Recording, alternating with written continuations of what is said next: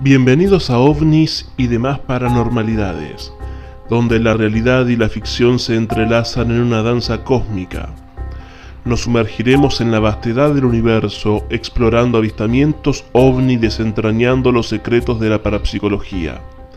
Pero entre las sombras de lo paranormal, también daremos voz a una sección única, los oscuros relatos de los asesinos seriales argentinos. Prepárense para un viaje que desafiará sus creencias y los llevará a lugares inexplorados de la mente humana.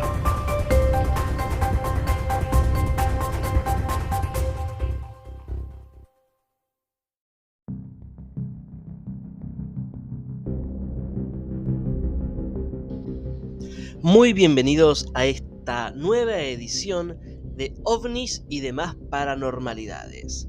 En esta oportunidad vamos a tener 4 temas interesantísimos, como todos los programas, por supuesto. Hoy vamos a hablar sobre las apariciones marianas, esas advocaciones de la Virgen María que ¿realmente es la Virgen María? ¿O quién puede ser? ¿O qué puede ser? En el otro bloque, en el segundo, vamos a hablar de la fantasmogénesis. ¿Qué son los fantasmas? ¿Cómo se producen? ¿Qué produce ese fenómeno? En el tercer bloque nos vamos a introducir en el mundo de los sueños, esos tiempos, esos lapsos que tenemos nosotros cuando dormimos y cuando nos despertamos dijimos, qué cosa rara la que soñé hoy. ¿Por qué lo habré soñado? ¿Qué significará? Bueno, vamos a ver de qué se tratan los sueños y por qué se producen también los sueños premonitorios, que es algo también muy recurrente, que la gente se siente especial cuando tiene algún tipo de ese sueño. Y por último, en la sección de asesinos seriales argentinos, vamos a hablar nada más ni nada menos que de la tía Gilla. Así es, sí, Gilla Murano, la envenenadora de Montserrat. Y ahora sí, vamos con el programa.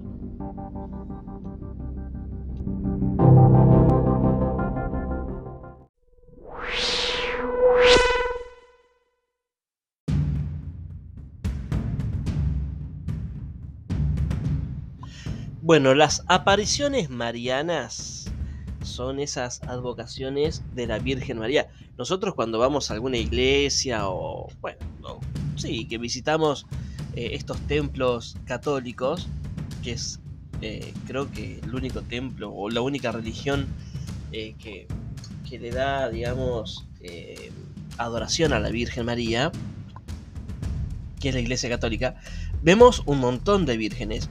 De hecho, en la basílica, de Luján, hay un museo abajo, en las criptas de la basílica, sobre todas las vírgenes del mundo. Entonces uno dice, ¿por qué hay tantas vírgenes y encima son tan distintas? Si Jesús tenía una sola mamá, no tenía 24 millones de madres. Y sin embargo, hay muchas vírgenes de distintos lugares, distintos colores, distintos vestidos. Entonces, ¿cómo puede ser que sean tan diferentes unas de otras? Hay una teoría no conspirativa, sino una teoría realmente estudiada, muy estudiada durante muchísimos años, que posiblemente las apariciones marianas sean nada más ni nada menos que encuentros cercanos del tercer tipo. ¿Qué es un encuentro cercano del tercer tipo? Cuando un testigo ve un extraterrestre.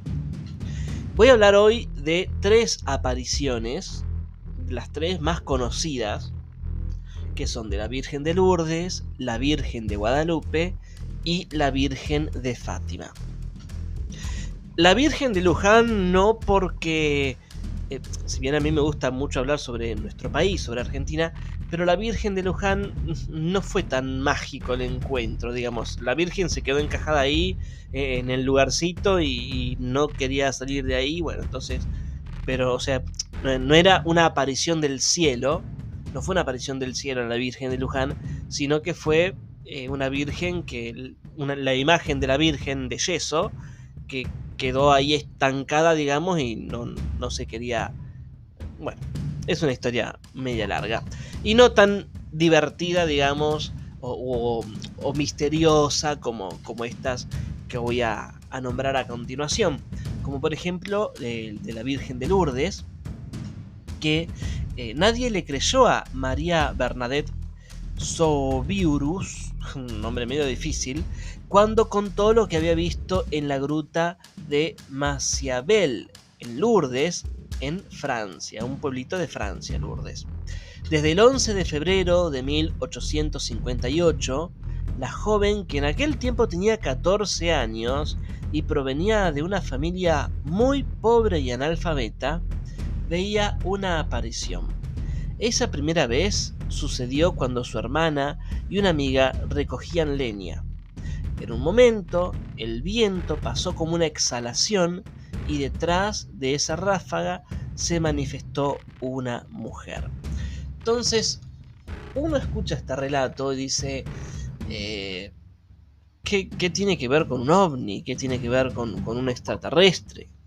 Bueno, los que han tenido presencias o los que han tenido la oportunidad de ver un ovni o de presenciar que una nave se pose sobre el suelo de nuestra Tierra o aterrice, vamos a decirlo, es este viento, un viento que circula, es un viento circundante, es un viento que gira a nuestro alrededor con un ruido muy extraño, con un ruido que no parece un ruido de viento, sino de otra cosa, como si fuera una turbina o algo de eso. Ahí se calma todo y aparecen las luces. Bueno, esto es más o menos lo que le pasó a esta nena de 14 años. Sintió ese viento terrible que la rodeó y de pronto apareció una figura de luz, de mucha luz, una figura humana que tenía mucha luz. Y ella, ¿qué dijo? ¡Ah! Es la Virgen. ¿Pero por qué es la Virgen? Fíjense, esto pasó en el año 1858. En esa época ni íbamos a pensar en hablar sobre ovnis, sobre extraterrestres. Estaba como muy latente la religión católica. Entonces, las personas que en aquellos tiempos veían una aparición como este tipo, automáticamente la adjudicaban a las vírgenes, ¿sí? Otros podrían haber dicho un ángel, como pasa en la Biblia, como hablamos en el capítulo anterior, ¿verdad? Que en la Biblia los ángeles están descritos como personas muy altas, rubias, con alas y una luz muy, pero muy, pero muy grande.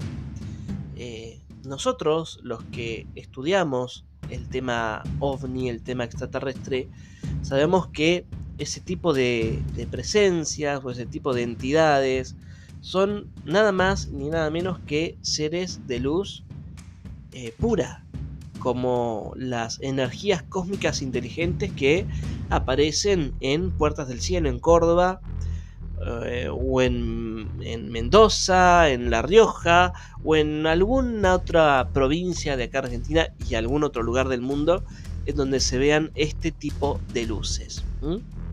Entonces, esta nena lo primero que vio fue, sintió un viento terrible, se calmó ese viento, fue un viento muy, muy, muy de un lapso muy corto.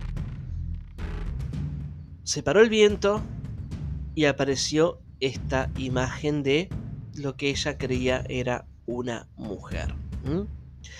Vamos ahora a la otra, que es una de las que más controversias tiene, porque hay muchas investigaciones, de hecho, escribieron un libro sobre este tema. Investigadores chilenos escribieron un libro sobre este tema.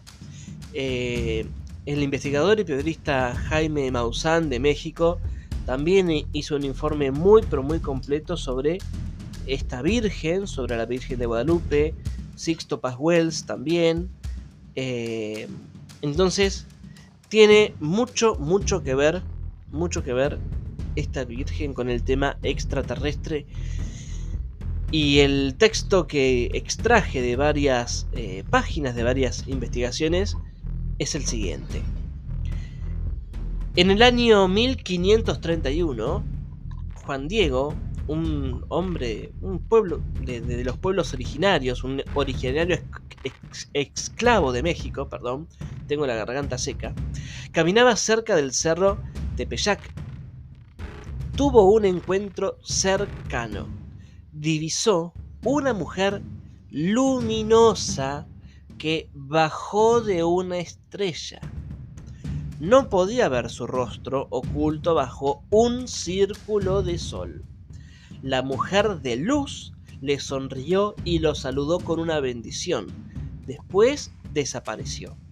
Ese mismo día, durante la tarde, registró una segunda aparición cuando iba de regreso a su casa. Al contarle a su esposa y a su tío Bernardino sobre el suceso, le recomendaron ir a ver al padre Juan de Zumárraga, que fue el primer obispo de México, y preguntarle que si ese avistamiento o esa aparición o lo que haya vivido de la mujer de las estrellas, como la nombraba él, era la madre del Señor. Obviamente que el cura que le dijo que sí, pero primero él le pidió pruebas. Bueno, después no la encontró a la Virgen, y cuando volvió a la casa el tío estaba enfermo. Entonces después volvió a buscar otra prueba y ahí la Virgen apareció. Apareció, el tío se curó. Bueno, la historia es mucho más larga, pero yo lo que quería rescatar era esto: las palabras claves. Mujer luminosa que bajó de una estrella, ¿sí? Después dice, no podía ver su rostro oculto bajo un círculo de sol. Oculto bajo un círculo de sol. Y lo que dice el hombre, si esa persona que había visto era la mujer de las estrellas, si la mujer de las estrellas era la madre del Señor, de Jesús, sería en este caso, ¿no? Entonces, fíjense ustedes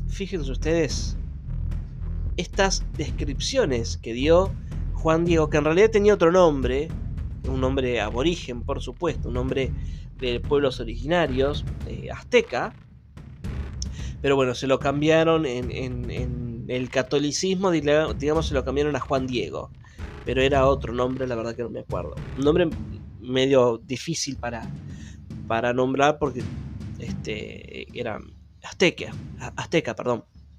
Entonces, fíjense ustedes estas palabras claves, que era una mujer de las estrellas, que era luminosa, bajó de una estrella y no podía ver su rostro porque lo ocultaba un círculo de sol. O sea, esto fue en el año 1531. Tampoco, si en 1858 no se sabía absolutamente nada del tema ovni, mucho menos en 1531. Y por último, pero no menos importante, dirían las viejas, es la Virgen de Fátima. La Virgen de Fátima, que también, así como la Virgen de Guadalupe, tiene sus grandes símbolos extraterrestres. El domingo 13 de mayo de 1917, 3 pastorcitos fueron a pastorear sus ovejas como de costumbre, a un lugar conocido como Cova da Iria, cerca de su pueblo de Fátima, en Portugal. Cerca del mediodía escucharon un fuerte trueno que los llenó de pavor, pero el día estaba soleado y sin una nube. Ellos pensaron que detrás de las colinas se estaba formando una terrible tormenta. Por lo tanto, comenzaron a juntar a las ovejas. Y otra vez, un estruendo tremendo los conmocionó. Y allí, después de ese estruendo, sobre una pequeña montañita, vamos a decir, los niños vieron a una mujer suspendida sobre el arbusto. En algunas anotaciones dice que estaba suspendida sobre una nube. Y les recomendó que volvieran al mismo lugar durante 5 meses. Esa mujer les dijo cosas, son los secretos de Fátima, bueno, que están, que los pueden leer si ustedes quieren, busquen los secretos de Fátima o busquen ahí por internet que aparece todo lo que Fátima les dijo a estos pastorcitos durante esos 5 meses que fueron a verla. Pero fíjense, se escuchó un estruendo terrible, un estruendo, como un rayo, como un trueno, ¿sí? También ese trueno hace alusión al sonido que desplegan las naves cuando están por aterrizar o cuando están por despegar. Y dicen que estaba la mujer suspendida, ¿sí? Y también, que no lo anoté por acá, pero dice que tenía una mujer con mucha luz.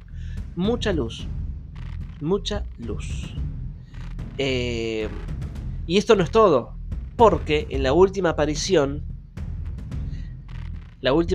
de esta virgen fue el momento conocido como Milagro del Sol, el cual ocurrió ante 50.000 personas que vieron al sol danzar o zigzaguear, ¿sí? O sea, bailar, girar hacia la tierra o emitir luz multicolor y colores radiantes. A ver, ¿qué sol hace eso? ¿El sol nuestro? Por más que... o sea, un sol, 50.000 personas vieron un sol que giró, zigzagueó, hizo movimientos zigzagueantes y tiraba luces de colores. Según los informes, estos supuestos eventos habrían durado unos 10 minutos. Reporteros seculares, funcionarios gubernamentales y escépticos pudieron constatar el fenómeno, o sea que sí o sí eso pasó. Ese día había llovido torrencialmente sobre la cova da Iría y al acabar el evento todo estaba perfectamente seco. El Papa Pío XII había sido testigo del milagro del sol desde los jardines del Vaticano. Así que, bueno, eso fue esto sobre las apariciones marianas y su relación con los extraterrestres. ¿Ustedes qué piensan? ¿Será esto verdad o no?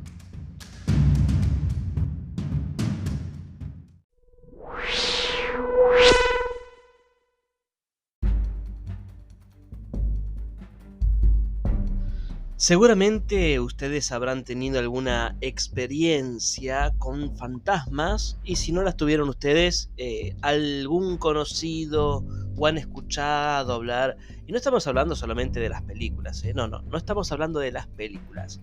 Estamos hablando de la vida real. Estos seres, estos entes que nos dan tanto pero tanto miedo, ¿qué son en realidad? ¿Son personas desencarnadas? ¿Es imaginación pura? ¿Son demonios? ¿Qué son los fantasmas?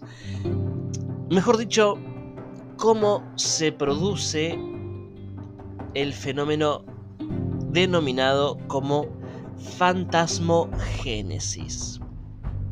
Este tema en particular ha sido siempre un punto controvertido y polémico dentro del campo de la investigación parapsicológica por abarcar el mismo una gran cantidad de fenómenos que merecen otro capítulo aparte, pero bueno, vamos a hablar así como a grandes rasgos, ¿no es cierto? Bueno, ¿qué es la fantasmogénesis? Es la producción de ectoplasma de un fantasma entero o semi-entero de una persona, animal u objeto. O sea, es una energía, como si fuera a ver, yo siempre lo comparo todo como muy, muy didáctico lo mío, ¿no? Pero, ¿vieron la película ustedes Los Cazafantasmas? Estoy hablando de la película de los años 80. ¿Se acuerdan de ese personaje verde, todo asqueroso, que se llamaba Pegajoso? Bueno, ese Pegajoso estaba pura y exclusivamente hecho de ectoplasma. Ustedes se estarán riendo en estos momentos porque dicen, mira, este está hablando sobre una película de fantasía y comedia. Bueno, pero Los Cazafantasmas, la película Cazafantasmas, tiene mucho que ver con la parapsicología real. Cuando la vi de chico, la verdad que no me gustó mucho, me aburrió un poco. En algunas escenas me dio un poco de miedo. Pero cuando la vi de grande, ya sabiendo todo el tema, ya habiendo estudiado, habiendo investigado, dije, qué buena película. Es una película maravillosa, la cual explican todo este tema de la fantasmogénesis. Bueno, ¿qué les iba diciendo? Bueno, este ectoplasma, ¿sí?, constituye un fenómeno de ideoplastia, como plastificación externa de la imagen consciente o inconsciente que tiene el medium. O sea, que vamos a hablar de esta manera. La fantasmogénesis o el fantasma es una fotocopia, vamos a decirlo de esta manera, es una fotocopia de la persona, el animal o el ser vivo consciente, el ser vivo que tenga conciencia, pero en una forma, digamos, como si fuera un moco invisible, vamos a decirlo de esta manera, es como si fuera un moco invisible, ¿sí? Por eso ideoplastía, ¿sí? Plastía, que adquiere forma, como si fuera, adquiere forma, ¿sí? Bien. El fantasma es parte del dotado física y psíquicamente exteriorizado. O sea, el fantasma es, como yo les dije, es una reproducción tal cual de una persona física, de una persona viva o muerta. Hay una realidad que es que los fantasmas existen. De hecho, no solo han sido fotografiados y filmados, sino que también en muchos casos generaron secuelas en los testigos. Se pegaron un julepe bárbaro. El verdadero interés por el tema por parte de los investigadores comenzó con la creación de la Sociedad Psíquica de Londres, la cual organizó en el año 1882 el primer censo de alucinaciones aprobado por el Congreso de Psicología de ese año, llevado a cabo en París. Los encargados de esta tarea fueron Henry Sidgwick, Alice Johnson, Frederick Myers y Frank Podmore, entre otros. Terminando el censo, se llega a una conclusión que la mayoría de los fantasmas anuncian la muerte de algún amigo o ser querido. Uno de los miembros de aquella sociedad, Tyrrell, clasificó las apariciones en experimentales, críticas, post-mortem y espectrales. A ver, los fantasmas no son solamente personas muertas. Hay fantasmas de personas vivas. ¿Cómo puede ser si todavía no se murió? ¿Cómo puede ser eso? A ver, nosotros, los seres humanos, somos energía pura. Nos movemos por energía. Energía electromagnética, ¿sí? Esa energía electromagnética hace que se reproduzca esta materia, este ectoplasma, y que salga fuera de nuestro cuerpo. ¿Y en qué casos, por ejemplo, una persona viva puede aparecer como un fantasma en algún lugar? Cuando hacemos una bilocación, que es estar en dos lugares al mismo tiempo. Cuando hacemos una meditación, cuando hacemos un viaje astral, ¿sí? ¿En qué caso se da la bilocación? Simple y sencillamente cuando estamos durmiendo o Cuando vieron, nunca les pasó que están así, no sé, mirando la nada y de repente se quedan colgados con la mente en blanco y no saben o no tienen conciencia de dónde están, y que de repente tienen como un shock y vuelven a la realidad y están, qué sé yo, por ahí, no sé, tomando mate o sentados en la plaza o mirando televisión o sentados en el baño haciendo lo segundo, no importa, pero están colgados. Bueno, ese cuelgue puede llegar a ser que se dé porque su alma, su espíritu viajó, salió de su cuerpo a pasear por ahí. Y ustedes aparecen como un fantasma en algún lugar. Pero no todos lo ven. No todos pueden verte. Sino solamente las personas que tienen una mediumidad. O sea, que pueden ver más allá de la segunda octava de colores que puede producir el ojo humano. Ahora vamos a hablar un poquitito sobre qué son estas clasificaciones experimentales, críticas, post-mortem y espectrales. Las experimentales es que el agente intenta hacer visible su doble o espectro fantasmal a otro u otros individuos. O sea, la persona viva, una persona que está consciente, dice, bueno, a ver, yo voy a meditar, me voy a concentrar y voy a hacer que mi cuerpo, que mi alma, que mi espíritu, que mi fantasma, que mi ectoplasma salga de mi cuerpo y lo pueda ver otra persona. Otra persona, obviamente, que sea percipiente, ¿sí? Otra persona que tenga percepciones extrasensoriales, no cualquier fulano que anda comprando en la carnicería.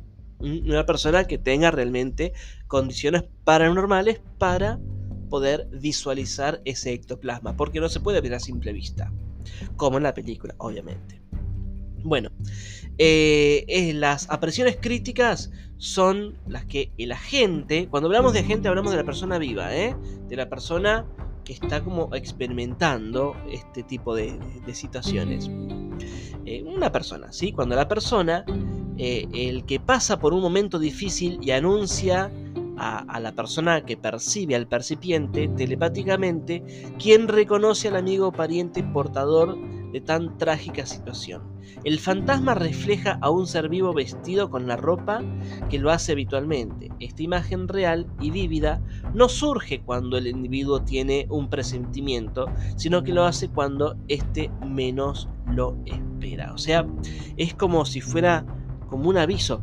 ¿Vieron cuando, por ejemplo, habrán escuchado hablar seguramente de personas que dijeron, sí, yo sabía que él se iba a morir porque se me presentó en un sueño, o yo estaba mirando la tele y de repente se me presentó y después me llamaron por teléfono que se había muerto? Bueno, no es que se había muerto y después te fue a visitar, no. Te fue a visitar diciendo que se estaba por morir y ahí fue cuando murió.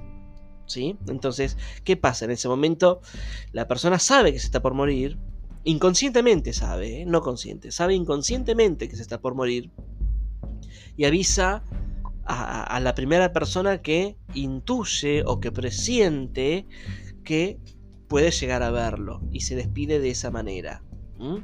Esa es, como dije, la situación crítica, ¿sí?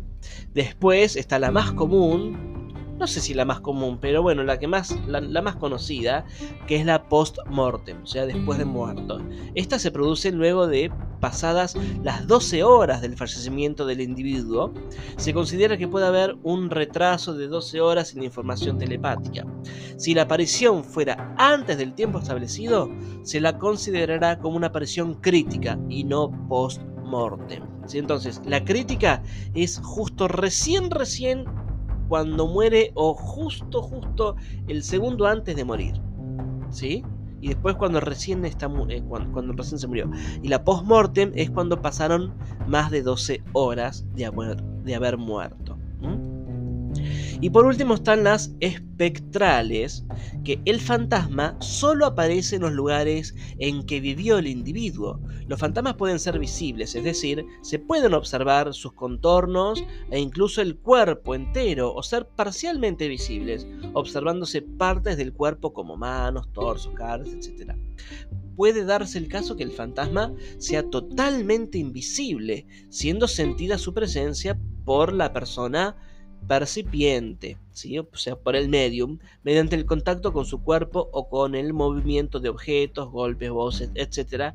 Que ese fenómeno lo llamamos, como expliqué en el capítulo anterior, el poltergeist, ¿sí?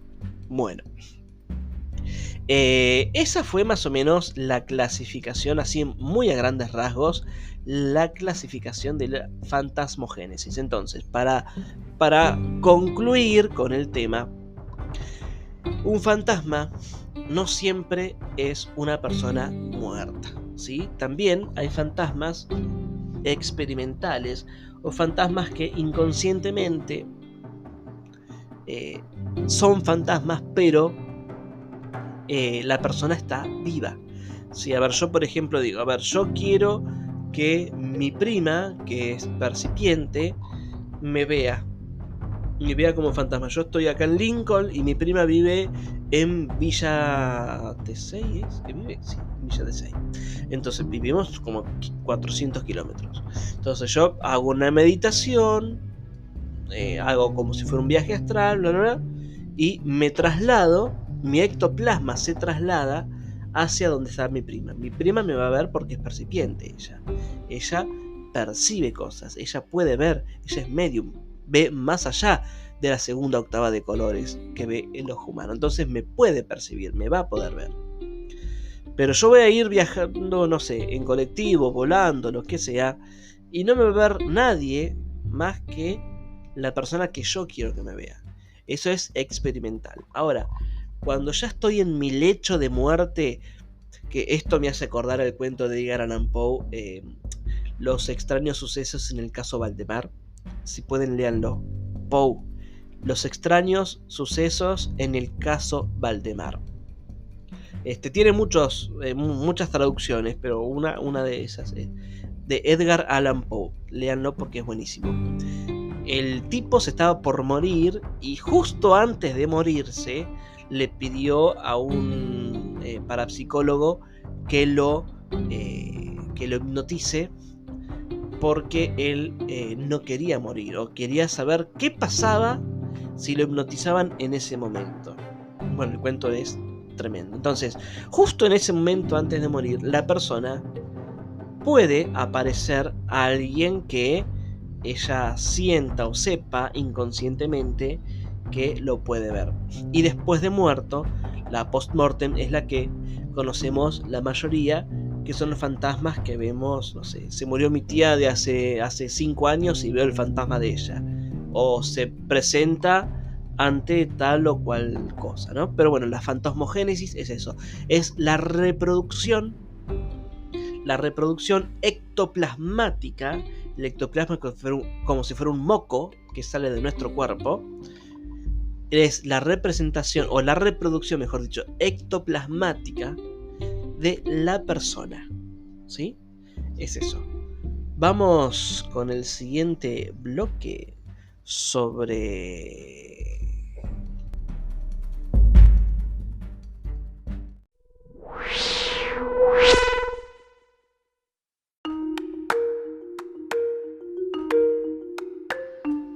Imagínense ustedes que tienen a una amiga entrañable, una amiga en la que pueden confiar, en la que pueden hacer negocios, y una vez que esos negocios han sido concretados, por una extraña circunstancia se descomponen y mueren. Esto es lo que le pasó a 2 amigas y a una prima de una mujer llamada María de las Mercedes Boya Aponte de Murano. ¡Qué nombre que tenía, mamita querida! Más conocida como Gilla Murano. Se hizo conocida esta mujer a través de los años como la envenenadora de Montserrat. Fue la primera mujer asesina serial de la historia criminal argentina. Era metódica para matar y asesinó por codicia a 2 amigas y a una prima segunda. O sea, no era una prima, era una prima así nomás, una prima segunda. Bueno, las mató porque no les quería devolver los casi 50 millones de pesos ley. Estamos hablando de los años 70, casi 80, fines de los 70, que las víctimas le habían entregado luego de que ella les prometió que multiplicarían esas sumas en la bicicleta financiera que dominaba el mercado económico de Argentina de aquel entonces. Gilla, bueno, ya murió hace varios años, sola, completamente sola en un geriátrico. Su hijo la abandonó también porque en una oportunidad intentó matarlo a él, pero según cuenta el hijo, no se animó. Bueno, si bien la condenaron por asesinar a 3 mujeres a quien envenenó con cianuro, varias fuentes aseguran que habría matado a otras 2 personas más, a un matrimonio al que le debían dinero, pero por falta de pruebas el juez de instrucción no pudo vincular la muerte de esta pareja con la tía Gilla. Luego de entrevistarla, el forense Avelino Vicente Dopico comparó a Gilla con Nerón. Según relató un funcionario judicial que intervino en la investigación, el legista dijo que era una psicópata que no demostraba arrepentimiento. En la entrevista, esta mujer, hija de militares, admitió que si bien estaba casada, tenía al menos 2 amantes, un poderoso empresario y un comisario general de la Policía Federal. En realidad, no tenía 2 amantes. Gilla, según contó en otra de las tantas entrevistas que ha dado, tenía amantes para tirar para arriba. Con cada persona, con cada hombre que se encontraba, ella tenía una aventura. Y obviamente eran todas personas de muchísima plata, porque Gilla Murano era muy codiciosa, ¿sí? Le gustaba mucho la plata. Había nacido en una familia, común y corriente, una familia trabajadora, una familia que no tenía guita como para tirar para arriba, pero bueno, ella siempre quiso, digamos, ser mucho más, o aparentar mucho más de lo que en realidad era, y es por eso que quería tener plata. No sé para qué le sirvió tanta plata, porque ya les digo, terminó abandonada en un geriátrico con un Alzheimer galopante, porque no se acordaba ni siquiera quién era. El hijo la abandonó por completo. O sea, ¿para qué le servía tanta plata? Nadie sabe. Ni ella terminó sabiendo. Iba a decir pobre, pero no, pobre no. Bien merecido tiene, pobre no, ya está.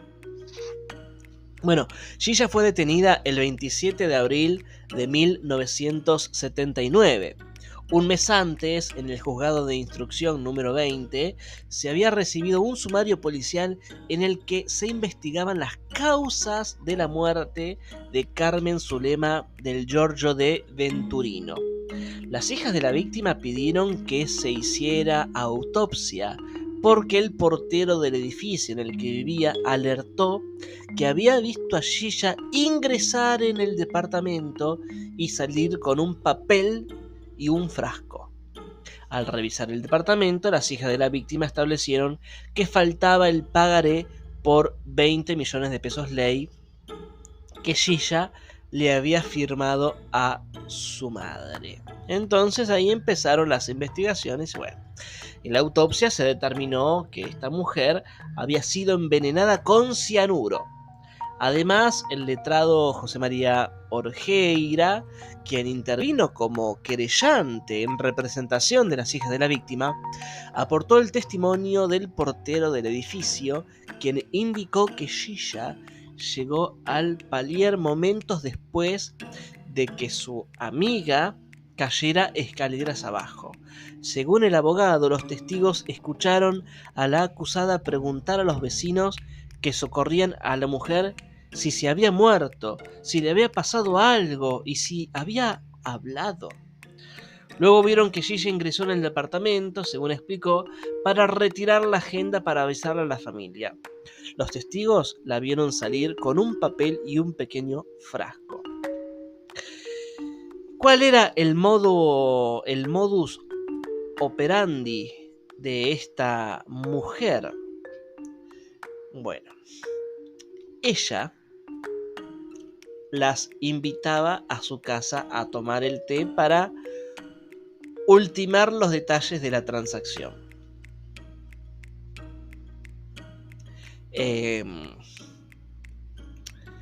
Le ponía cianuro en el té. Algunos dicen que en las masas, pero en realidad eran en el té. Alguna versión sí dice que eran las masas, pero se comprobó que no, que realmente era en el té que le ponían las gotitas de cianuro. Después Gilla iba hasta la casa, porque no eran pequeñas dosis de cianuro que le ponía. No era que le ponía un montón y la mujer moría ahí al toque, no. Estaba 1 o 2 días esta persona como mal, ¿no es cierto? O sea, digamos, esperando a que le haga el efecto, ¿no? Entonces, la amiga la llamaba por teléfono a Gilla.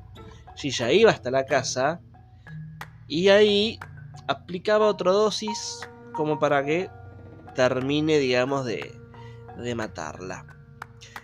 Una vez que le aplicaba esta dosis, Gilla se daba cuenta que la mujer ya no daba más. Se iba a la casa, tranqui, como Pancho por su casa, como no enterándose de nada. Y cuando se enteraba de que la mujer estaba descompuesta o que había fallecido, iba desesperada llorando porque se había muerto la amiga, o se había muerto y qué le había pasado, si estaba bien, si ella había hablado y estaba bien, ¿cómo puede ser? Iba al velorio llorando también, porque cómo podía ser que la amiga se haya muerto, tan amigas que eran, O sea, ese era el modus operandi que tenía esta señora. Bueno, ¿cómo fueron los casos de asesinato? Fueron entre febrero y marzo de 1979. En el término de 45 días, mueren envenenadas con cianuro 3 mujeres en la capital. El 27 de abril de 1979, el común denominador se llama Gilla Murano, amiga de las víctimas y prima de una de ellas. Prima segunda, prima, no importa. O sea, qué casualidad que estas 3 víctimas que murieron, que estas 3 personas que murieron con una diferencia de en un lapso de 45 días, hayan sido amigas frecuentadas de esta mujer. Bueno, el 15 de junio de 1982 llegó la condena y pidieron perpetua, y en primera instancia la absolvieron, pero 3 años después la condenaron otra vez. Igualmente, no pasó todos sus años en la cárcel porque debido a su edad tuvo esta libertad condicional o libertad, ¿cómo se dice? Cuando estás cárcel domiciliaria, bueno, debido a la edad que tenía. Sí, de hecho, estuvo invitada en el programa de Mirta Legrand y tuvo en un programa de televisión tuvo una columna. Y ella era columnista de un programa de televisión después de que había sido condenada, después de que había matado. Y ella siempre dijo: yo no maté a nadie, yo a mis amigas no la maté, yo no las maté. O sea, ella siempre negó sus crímenes. Siempre negó sus crímenes. Pero todas las investigaciones, absolutamente todas las investigaciones, daban 100% que había sido la autora de esas muertes. Y a ver, otra vez, ustedes pensarán, ¿qué tiene que ver esto con lo paranormal? A ver, cuando hablamos de parapsicología, de cosas paranormales, estamos hablando de cosas que suceden más allá de la mente, más allá del pensamiento humano. Parapsicología, psiquis. La psiquis es la mente, el conocimiento, todo lo relacionado con el cerebro. Y yo creo que una persona común y corriente, una persona que tiene una conciencia digna, tiene una conciencia, no hace este tipo de cosas. Yo creo que la mente del asesino, y tan frío como el que vimos anteriormente, que fue el petiso orejudo y Gilla Murano, que eran personas que mataban porque tenían ganas. Bueno, Cayetano Santos Godino por diversión, Gilla Murano para no pagar una deuda, pero con una frialdad tremenda. Eran sus amigas. A ver, ¿a ustedes se les ocurriría matar a sus amigos de toda la vida? ¿A su prima que la conocen desde siempre, desde chiquitos, y que eran más que primas, eran hermanos? ¿Se les ocurriría, se les pasa eso por la cabeza, y que después de todo eso no sientan arrepentimiento? Y era como si hubiesen matado una mosca que ni se les pasaba por la cabeza que la habían matado. O sea, no les importó. Entonces, esto va más allá de lo normal. Por eso yo lo tomo a esto de los asesinos en un programa de parapsicología. Porque me parece que es algo que va mucho más allá de lo que la mente humana común pueda llegar a razonar o a pensar, ¿no es cierto? Así que, bueno, gente, espero que les haya gustado este programa de ovnis y demás paranormalidades. Nos volvemos a encontrar en el próximo programa. Besos y abrazos para todos.